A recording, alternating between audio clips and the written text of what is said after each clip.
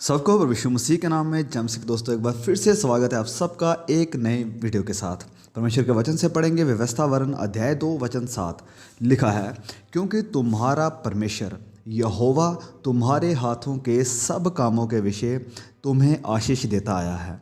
इस भारी जंगल में तुम्हारा चलना फिरना वह जानता है। इन 40 वर्षों में तुम्हारा परमेश्वर यहोवा तुम्हारे संग संग रहा है और तुमको कुछ घटी नहीं हुई। इजरायली लोगों का मिस्र से लेकर कनान देश तक का सफ़र पूरी अच्छी तरह से आज मसीही विश्वासी के सफ़र को जो वह इस संसार में रहकर करता है इसी को दर्शाता है और इसे रिप्रेजेंट करता है। हमें भी आज एक रेगिस्तान को पार करना है, उजाड़ से होकर गुजरना है, पूरी तरह से परमेश्वर पर निर्भर होकर चलना है और परमेश्वर के सामर्थी और दयालु हाथ की अगुवाई में चलना है। वचन में हमने पढ़ा है कि खुदा भारी जंगल में तुम्हारा चलना फिरना जानता है। तो परमेश्वर जानता है कि हम कहाँ पर हैं, हमारी क्या ज़रूरतें हैं और हमारी ज़रूरतों को पूरा करने में वह सक्षम है। वो खुदा हमारे साथ है और उसने वादा किया है कि मैं हर ज़रूरत को पूरा करूँगा और इसीलिए हमें उसका पालन और उसका आदर करना चाहिए। वो स्थान को जानता है, वह भारी जंगल को जानता है। वह उजाड़ जैसे इजरायली लोगों के लिए थी वैसे ही ये संसार हमारे लिए होना चाहिए। वह एक बंजर स्थान था और ऐसे ही विश्वासी के लिए ये दुनिया है। ये आत्मा के लिए कोई भोजन नहीं देती और ना ही इस संसार में हमें शांति दे सकती है। इजरायली लोगों के लिए उजाड़ का सफ़र बहुत कठिन था, मुश्किलों, कठिनाइयों और चुनौतियों से भरा हुआ। और ऐसे ही आज एक मसीही का जीवन है, कई प्रकार के ख़तरों और प्रलोभनों यानी टेम्पटेशंस और स्ताव यानी परसिक्यूशन से भरा हुआ। ये रास्ता सकरा है, मतलब नैरो है और थका देने वाला है। और ये बहुत ख़तरनाक भी है क्योंकि वह पुराना सांप शैतान गरजते शेर की नए विश्वासियों को जो विश्वास में कमज़ोर हैं और मजबूत हैं उन्हें फाड़ना चाहता है और उन्हें गिराना चाहता है। और हज़ारों भयानक ऐसे गड्ढे हैं जिनमें से हमें बचकर आगे निकलना है। इस रास्ते पर चलना और इस सफ़र को पूरा करना मुश्किल और हमारे लिए नामुमकिन है अगर खुदा का हाथ हमें ना चलाए।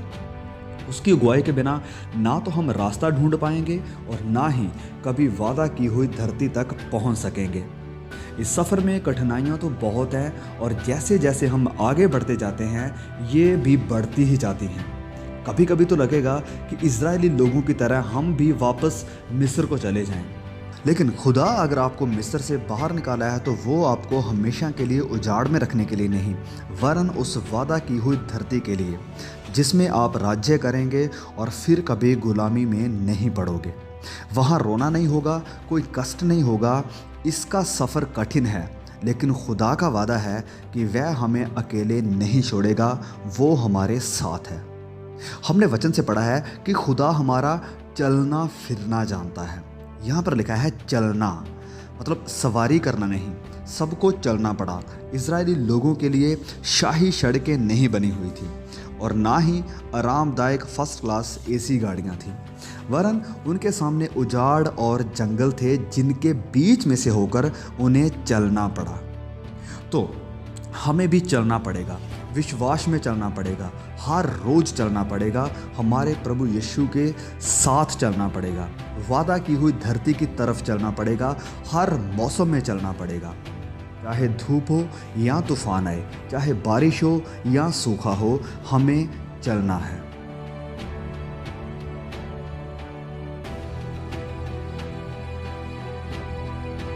इजरायली लोगों के साथ अपना सामान भी था जिसको वह उठाए हुए थे और आज हमें हमारा प्रभु बुलाता है कि प्रतिदिन अपना क्रूस मतलब सलीब उठाओ और मेरे पीछे हो लो। जैसे इजरायली लोगों के लिए था वैसे ही हमें भी आज मिली जुली भीड़ के साथ चलना है। कुछ सच्चे विश्वासी, कुछ झूठे, कुछ हमारे आत्मिक जीवन को मजबूत करने वाले और कुछ हमें विश्वास से दूर लेकर जाने वाले। फंदों, प्रलोभनों और मुसीबतों के बीच में से हमें गुजरते जाना है। ये जानते और मानते हुए कि जो हमें मिस्र से बाहर लेकर आया है वह सच्चा और वफादार है और वह हमारा चलना फिरना जानता है। हमें इस सच्चाई को कभी नहीं भूलना चाहिए कि खुदा जानता था कि इज़राइली लोग कहाँ पर थे और किस हालात में थे। वह जानता था कि इज़राइली लोग उजाड़ में हैं, जंगल में हैं, क्योंकि खुदा ने ही इसे नियुक्त किया था और वही उन्हें उजाड़ में लेकर आया था। और ऐसे ही हम जहाँ भी हैं खुदा जानता है, क्योंकि वही हमें यहाँ तक लेकर आया है। हम बाय चांस यहाँ पर नहीं हैं, वरन परमेश्वर के फरमान के साथ हम यहाँ पर पहुँचे हैं।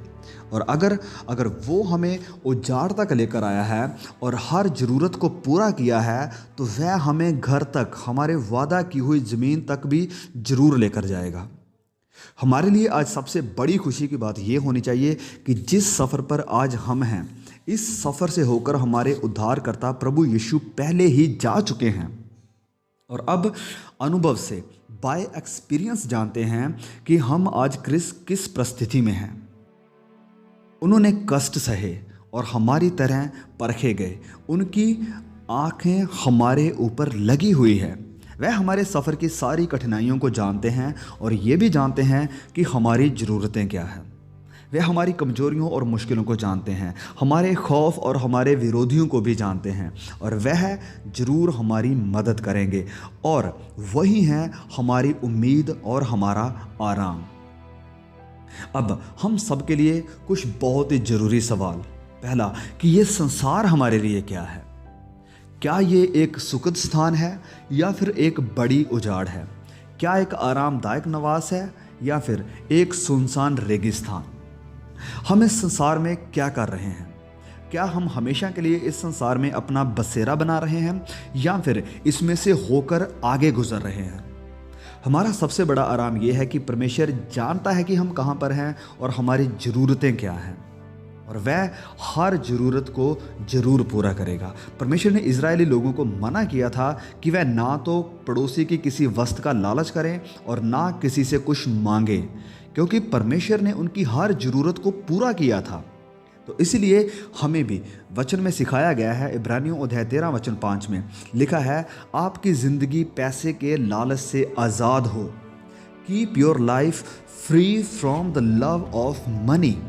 और जो तुम्हारे पास है उसी पर संतोष किया करो, क्योंकि उसने आप ही कहा है कि मैं तुझे कभी ना छोड़ूंगा और ना कभी तुझे त्यागूंगा। परमेश्वर इस संदेश के द्वारा आपको बहुत आशीष दे। अगर आपने कुछ सीखा है और आप चाहते हैं कि और भी आपके भाई बहन इस वीडियो को देखें, इस मैसेज को देखें, तो प्लीज़ इस संदेश को उन सब के साथ शेयर जरूर करें। फिर मिलेंगे एक नए वीडियो के साथ। तब तक के लिए प्रभु यीशु का अनुग्रह, पिता परमेश्वर का प्रेम और पवित्र आत्मा की सहभागिता हम सब पर बनी रहे। आमीन।